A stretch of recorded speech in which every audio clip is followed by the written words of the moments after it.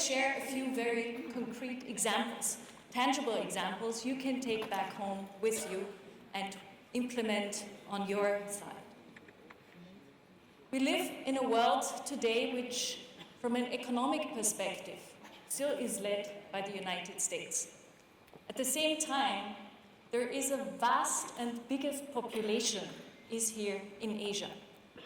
And in the not too far future, we estimate by the year 2030, Asia will not only be home to the largest population on this planet, but Asia also will have become a global economic powerhouse, with China being the leading economy in the world, US moving to number 2, and India, and if you add all the ASEAN countries together, stepping up to number 3 and 4 position. And the huge population in this powerful Asia is getting older and older. By the time 2025, there will be more than 1.1 billion people here in Asia who will be older than 50 years. As you all know, this change in demographics drives the increase of chronic disease. We have some numbers here, and the one touch point on India, where the deaths from heart disease have increased by 34% in the past 25 years. And all of that is in combination with governments trying to somehow get their hands around that challenge. The economies are getting richer, so there is more opportunity to provide care to the people in your country. At the same time, populations are getting older and becoming more sick. And there is one element here in Asia which is going to play a key role. And this is this topic of digitalization. The opportunity digitalization brings to leapfrog, to move faster than in other places on this planet. And I'm deeply convinced that, especially here in Asia, we will see an even stronger contribution of digitalization to advancing healthcare and helping us to provide more value-based care at less cost. So looking at some global trends, what are the key global trends we see as we look around the globe? First of all, we believe that medicine will become more precise. We also believe that the way how care is delivered will be driven by value. We also, and we heard about this already this morning, patients are becoming consumers. And we believe that healthcare will be digital. If you look at this journey to value-based care, there is multiple stakeholders we need to take into consideration. So of course you have the patients who are looking for lower cost and improved clinical outcomes. You have payers who want payers, or in many cases governments, who are looking for cost control, reducing financial risks, and at the same time also improve patient outcomes. And then you have the providers, and this is the group we have in the room today. And you, of course, also want this better outcome for your patient. We're also looking for higher efficiencies, reduced financial risks, and you're looking for ways to grow your patient volumes. And then the fourth group is people like us, suppliers, people who support healthcare systems around the world and also try to make a contribution. And ultimately, the formula everybody is looking for, and this is the secret sauce, so to say, if we had one, it would be fantastic, that will allow us to enable better outcomes and at the same time, lower cost. Let's now have a quick look at how well are we doing in delivering this high-value care at reasonable cost to our populations and patients here in Asia. And what you see here on this graph is on the horizontal axis, you see the money which is spent per capita in the different countries. And on the vertical axis, the y-axis, you see a proxy to outcome. So there is a certain value around healthy life years and adjusted life expectancies.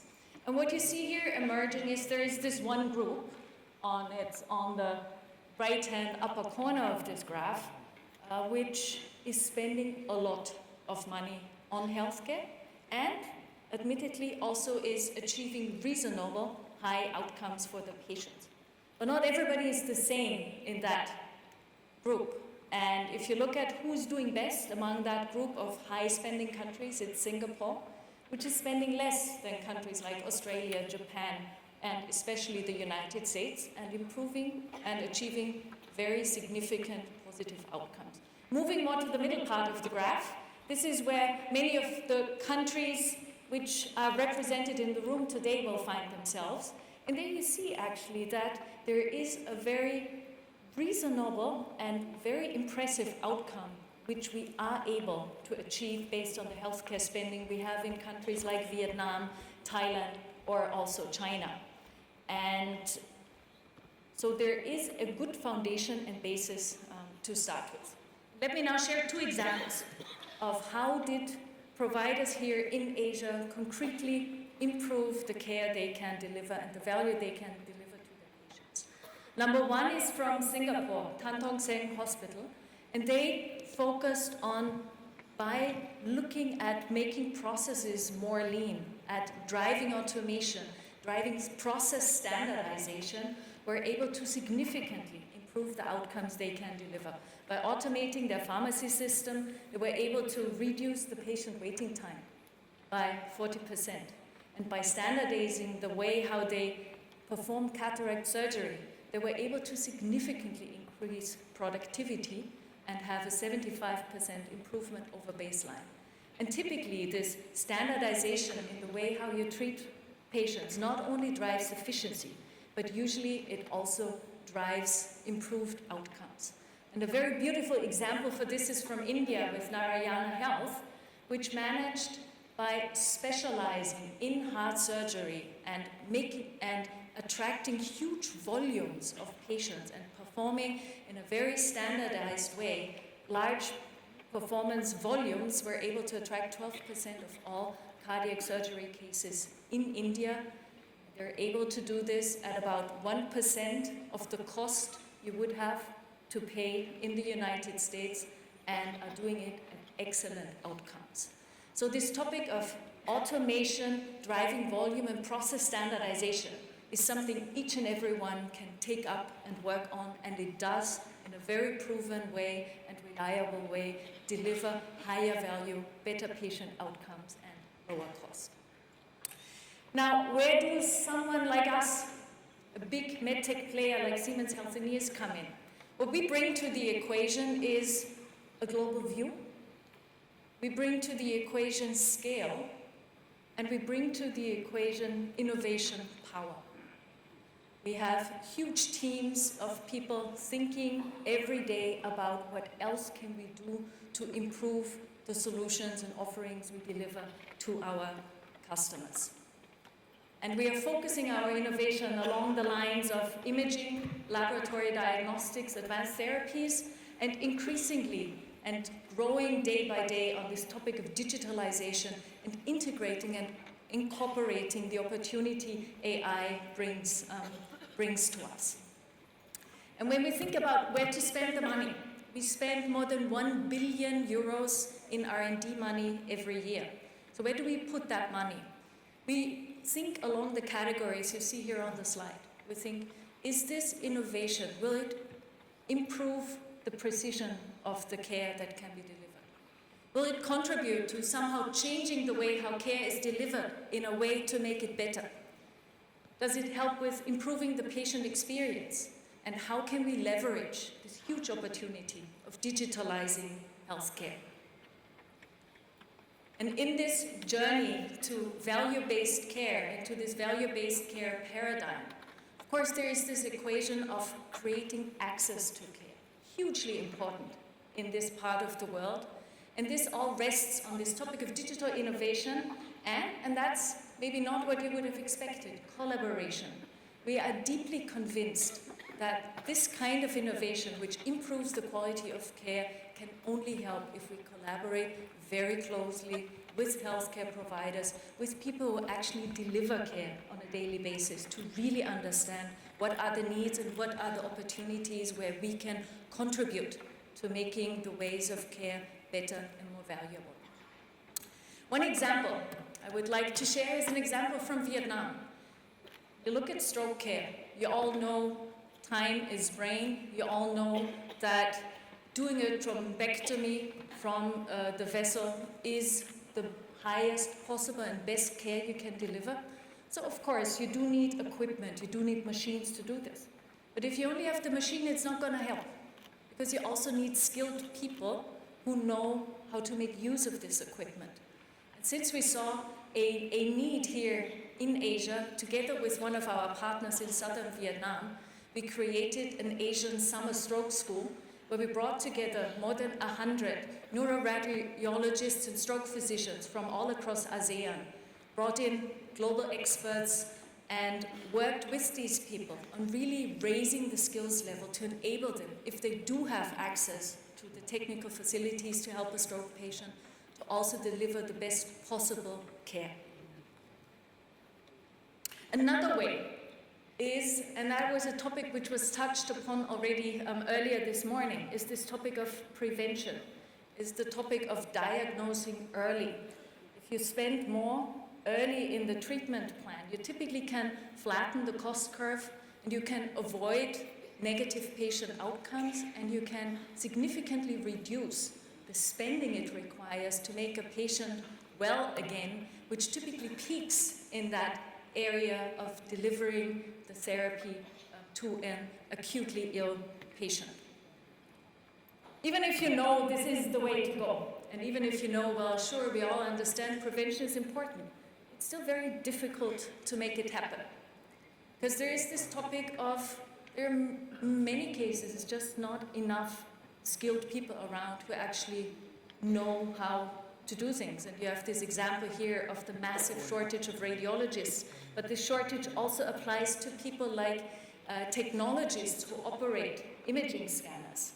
And there, we created a solution which we have deployed in one place here in Asia, in Japan, where we address this shortage, where we address this need to have access to medical imaging, in this case, also in very remote areas. In Japan, it's about having scanners available on remote islands to make medical care available to patients on these islands. And I'm sure the colleagues here in the room from Indonesia or Philippines will think, well, this is maybe something, a challenge I'm facing as well. By putting in this technology, which we call single virtual cockpit, we enable people to remotely control scanners from only one location. This can be a central location or maybe the biggest island in the vicinity, and that's the place where you need fewer high-skilled people, and then in the periphery, on the more remote islands, you essentially just need a nurse and someone who assists the patient to perform this diagnosis. And this is a very meaningful example by how technology can contribute to address that shortage of labor and make care much widely accessible in remote areas. I already mentioned the shortage of radiologists. At the same time, the number of MRI scans and CT scans which is performed every day is increasing. And at the same time, the starting point already is not very good in terms of this ratio of what is the number of scans I want to perform and the people I have available to interpret those scans. I also have this growth of procedure volumes and a skilled labor force, which is not catching up with those. And if you run into such a situation, what happens? What does it do? Well, if you, and this is statistics we show, if you reduce the reading time, so if you make the radiologist just work faster to keep up with the volume of images, they will start making mistakes. There's just no way around that they can continuously deliver the high quality of interpretation and diagnosis as you would want them to. And this is one area where artificial intelligence will make a huge contribution. Already today, there are solutions available, and here I'm showing the example of our AI rat companion, which is the radiology assistant. It does multiple organs, so not only one organ you might be most interested in during the scan. It's vendor agnostic, and it essentially assists the radiologist to get his job done much faster and at the same time with a higher precision and accuracy. So a very immediate lever to increase the quality of the diagnosis, which then subsequently feeds into the best possible treatment and care plan for an individual patient.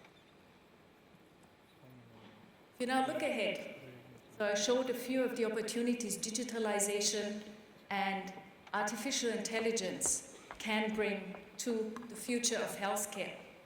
And this is what a CT scan looked like in 1974. So that was about the best you could get in a very coarse representation of images of the brain. This is what we're able to do today with the technology which we call cinematic rendering, where you can virtually really look inside the patient's body to a level of detail which was not imagined before. At the same time, we believe, looking even further into the future, we believe that there will be digital twins of ourselves. So we will build digital representations of our bodies, including not only the imaging and physiological information, but it also will hold information on our blood, on our metabolism, on our genes, and we can incorporate the patient history into that model. And this model is something we then can subsequently use to simulate therapies, to select the most promising, most likely helpful treatment for a patient. It will allow us to personalize care in an unprecedented manner. So if I now would like to wrap it up, looking at this ambition of creating high-value care at less cost, what are some key levers we can bring to the table of accomplishing and achieving that ambition?